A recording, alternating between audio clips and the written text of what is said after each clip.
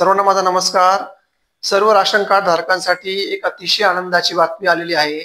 जे कोणी पिवळे राशन कार्ड धारक असतील आणि त्यांचं राशन कार्ड हे 30 जून 2025 पर्यंत त्यांनी ऑनलाईन केलेलं असेल तर अशा सर्व राशन धारकांसाठी आयुष्यमान योजनेअंतर्गत आयुष्यमान कार्ड हे त्यांना मिळत आहे. तर त्यांनी आयुष्यमान हे ॲप आहे आणि एक त्याचं पोर्टलही आहे. तुम्ही दोघांवरती जाऊन घर बसल्या आपले आयुष्यमान कार्ड हे अतिशय सोप्या पद्धतीने आणि अतिशय इझिली बनवू शकतात. या संदर्भातच हा व्हिडिओ आहे. ज्यांना कुणालाही आयुष्यमान कार्ड हे आपलं घर बसल्या बनवायचं असेल तर नक्कीच त्यांनी हा व्हिडिओ आवर्जून बघा. जर काही अडचण येत असेल तर तुम्ही नक्कीच मला या व्हिडिओच्या कमेंटमध्ये सांगू शकता. तर चला आपण या व्हिडिओच्या माध्यमातून आयुष्यमान कार्ड हे कसे बनवायचे बघूया. सर्वप्रथम तुम्हाला प्ले स्टोअरवरून आयुष्यमान ॲप हे ॲप डाउनलोड करायचं आहे. याची लिंक तुम्हाला मी डिस्क्रिप्शन बॉक्समध्ये देणार आहे. आयुष्यमान ॲप हे ओपन केल्यानंतर तुम्हाला लॉग इन या बटनावरती क्लिक करायचं आहे. लॉग इन केल्यानंतर बघा तुम्हाला बेनिफिशियरी ऑपरेटर, जर सपोज तुमचा नंबर रजिस्टर असेल तर तुम्ही ऑपरेटर या ठिकाणी क्लिक करू शकता. जर तुमचा मोबाईल नंबर हा रजिस्टर नसेल पीएमजी वेबच्या वेबसाईटला तर तुम्ही बेनिफिशियरी मध्ये नाही करू शकतात. आता बरेचसे लोक काय करतात, आपल्या स्वतः मोबाईलवरून घरी ट्राय करतात, तर त्यांना बेनिफिशियरी हे ऑप्शन बेटर आहे. तर मी तुमच्या सर्वांसाठी बेनिफिशियरी ऑप्शन निवडत आहे. तर तुम्ही सर्वांनी बेनिफिशियरी मधून ट्राय करा. बेनिफिशियरी मध्ये ट्राय करताना सर्वप्रथम वरती दिलेला जो कॅप्चा आहे तो ऍज इट इज तुम्हाला फिल करायचा आहे. माझ्या केसमध्ये मी तो ट्राय कॅप्चा फिल करून घेतो.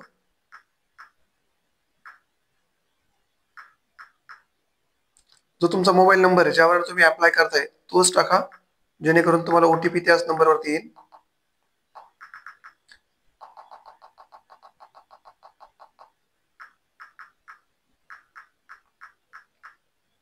व्हेरीफाय या बटनावरती क्लिक करा. ओके, व्हेरीफाय केल्यानंतर तुम्हाला याच नंबरवरती एक ओटीपी पाठवण्यात येईल. तो ओटीपी तुम्हाला टाकायचा आहे.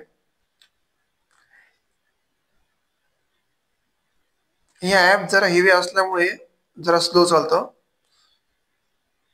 माझ्या केसमध्ये ओटीपी आलेला आहे, बघू शकतो मी 833227. हाच ओटीपी मी खाली टाकणार आहे. तुम्हाला ऑटो सजेस्ट पण येतात, तुम्ही तिथे क्लिक करू शकता. पुन्हा खाली कॅप्चा तुम्हाला दिलेला आहे, तुम्ही captcha as it is fill करा.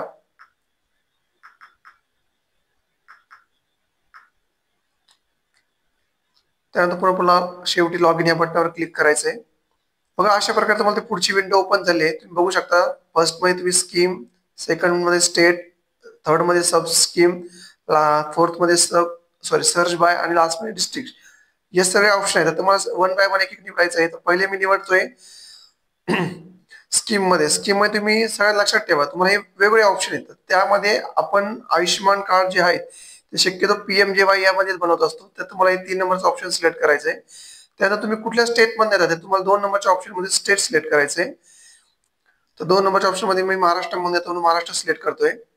महाराष्ट्र सिलेक्ट केल्यानंतर हे थोडा वेळ घेईल. त्यानंतर तुम्हाला सब स्कीम, तर तुम्हाला बघा यामध्ये बरेच स्कीम आहेत. तर तुम्ही एमजीवाय व्हाईट राशन कार्ड मध्ये येत आहेत का, आशा वर्कर आहेत का, एडब्ल्यूएच मध्ये बसतायत का, पीएमजे जनमन मध्ये बसतायत का, पीएमजे एमजे आता हा पण या चारही कॅटेगरी बसत नाही. जनरली सर्व लोकांचे आयुष्यमान कार्ड हे लास्ट ऑप्शन आहे पीएमजे एमजे जेवाय यामध्ये आपण काढतो. तर त्यावर तुम्हाला क्लिक करायचंय. त्यावर क्लिक केल्यानंतर तुम्हाला हे प्रोसेस होईल आणि पुढे बघा सर्च बार मध्ये तुम्हाला फॅमिली आयडी म्हणजे तुमचा जो राशन कार्ड नंबर असेल तो टाका, किंवा आधार कार्ड नंबर, किंवा पीएमजे आयडी. पीएमजे आयडी म्हणजे ज्यांनी ऑलरेडी आयुष्यमान कार्ड काढलेत त्यांचे आयुष्यमान कार्ड तुम्ही पीएमजे आयडी वरनं पुन्हा डाउनलोड करू शकता. तर माझ्या केसमध्ये मी आधार कार्ड नंबर चूज करतोय. आधार कार्ड नंबर चूज केला तर तुम्हाला डिस्ट्रिक्ट निवडायचं आहे. तुम्ही कुठल्या डिस्ट्रिक्ट मध्ये बिलॉंग करतात. तर माझ्या केसमध्ये मी नाशिक मध्ये येतोय, तर नाशिक बिलॉंग करतोय, तर नाशिक निवडलंय. तर माझा आधार नंबर मी या ठिकाणी फिल करतोय.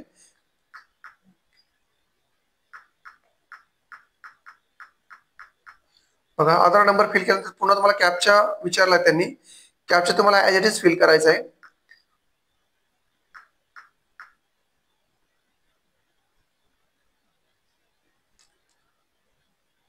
कॅप्चा फिल केल्यानंतर तुम्हाला सर्च वरती क्लिक करायचं. सर्च क्लिक केल्यानंतर तुम्हाला प्रोसेसिंग होईल.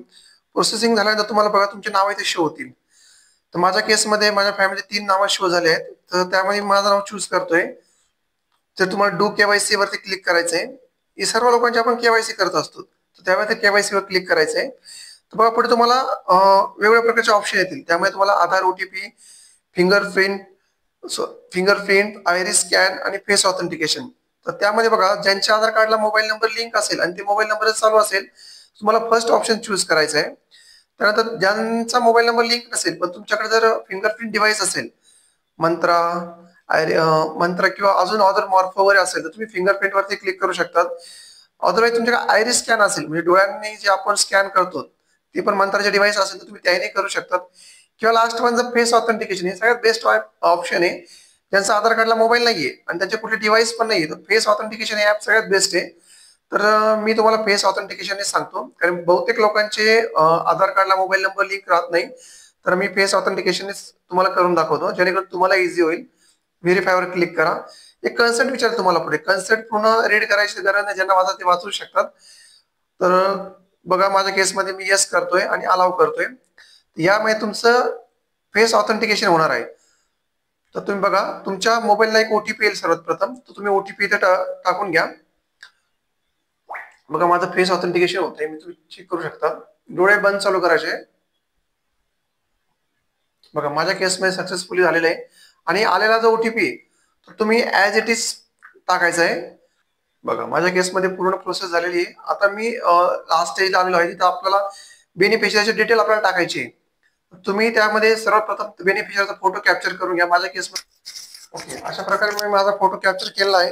सेम तुम्ही तुमचा फोटो अशा प्रकारे कॅप्चर करू शकता. त्यानंतर तुमचा मोबाईल नंबर असेल तर येस करा, नसेल तर नो करा. माझ्या केसमध्ये मोबाईल नंबर आहे, तर मी मोबाईल नंबर टाकतोय आणि व्हेरीफाय करतोय.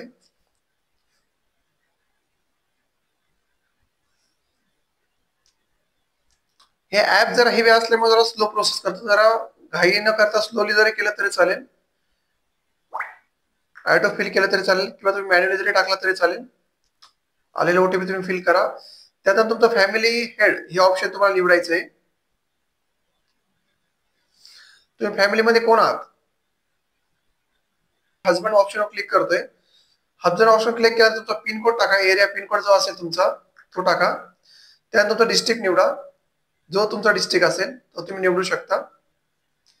त्यानंतर तुम्ही कुठला बिलॉंग करतात, खेड्यात नाही का शहरी भागात नाही. खेड्यात असेल तर रुरल निवडा, शहरी भागात असेल तर अर्बन निवडा. मी अर्बन मध्ये निवडतोय. अर्बन निवडल्यानंतर परत तुम्हाला खाली तुमची सिटी किंवा टाउन विचारलं जाईल, तर मी माझा सिटी सिलेक्ट करतोय जिथनं मी बिलॉंग करतो.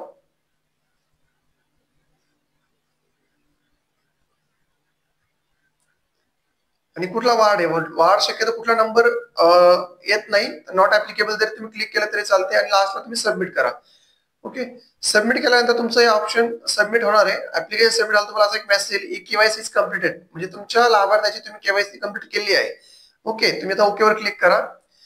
आता ओके क्लिक केल्यानंतर त्याचं कार्ड बनलंय की नाही हे तुम्हाला कसं चेक करायचं ते तुम्हाला 2 मिनिटात सांगतो मी. ते जरा तुम्ही त्या लाभार्थ्याची केवायसी झाल्यानंतर पुन्हा एकदा तुम्हाला आयुष्यमान ऍप हे ओपन करायचं आहे. त्यानंतर त्याची स्टेटस काय आहे, ते जर अप्रूव्ह झालं असेल तर ते तुम्हाला तिथं डाउनलोड कसं करायचं हे तुम्हाला काही वेळात सांगतो. पुन्हा एकदा तुम्ही स्कीम सिलेक्ट करायची आहे. स्कीम सिलेक्ट केल्यानंतर स्कीम मध्ये तुम्हाला सेम पीएमजे हे सिलेक्ट करायचं आहे. त्यानंतर तुम्हाला पुन्हा आपलं एकदा स्टेट निवडायचं आहे. स्टेट निवडल्यानंतर असं प्रोसेसिंग झाल्यानंतर पुन्हा एकदा तुम्हाला पीएमजेवाय हे लास्टचं जे ऑप्शन आहे तेच तुम्हाला निवडायचं आहे. जी आपण प्रोसेस पहिले सेम फॉलो केली तीच आपल्याला पुन्हा एकदा फॉलो करायची आहे. सर्च बँड मध्ये तुम्हाला तुमचा आधार कार्ड नंबर निवडायचा आहे. डिस्ट्रिक्ट मध्ये तुम्ही जिथं राहताय त्या डिस्ट्रिक्ट मध्ये तुम्हाला नाव निवडायचं आहे. पुन्हा त्या लाभार्थ्याचा आधार कार्ड नंबर तुम्हाला टाकायचा आहे.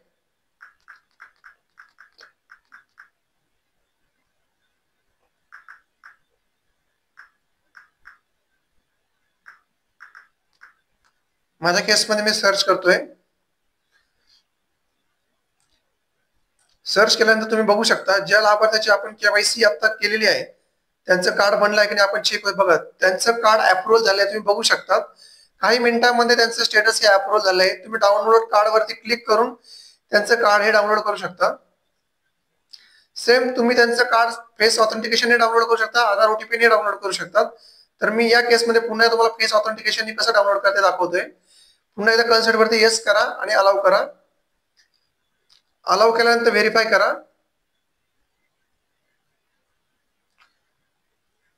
तुमचं फेस ऑथेंटिकेशन द्या त्यांना पुन्हा एकदा. बघा तुमचं सक्सेसफुली कॅप्चर झालं आहे. जो आलेला तो तुमचा ओटीपी येतो, तुम्ही तो सबमिट करा. तुम्ही बघू शकता माझं कार्ड डाउनलोड झालेलं आहे. बघा माझ्या केसमध्ये प्रोसेसिंग युअर रिक्वेस्ट होत आहे आणि माझं कार्ड हे डाउनलोड झालेलं आहे. तुम्ही ते बघू शकता. फक्त काही वेळातच आपण आपलं आयुष्यमान कार्ड हे तयार केलं आहे. तुम्ही ते बघू शकता. बघा इथे मी डाउनलोड करतोय आणि तुम्हाला ओपनही करून दाखवतोय माझं कार्ड.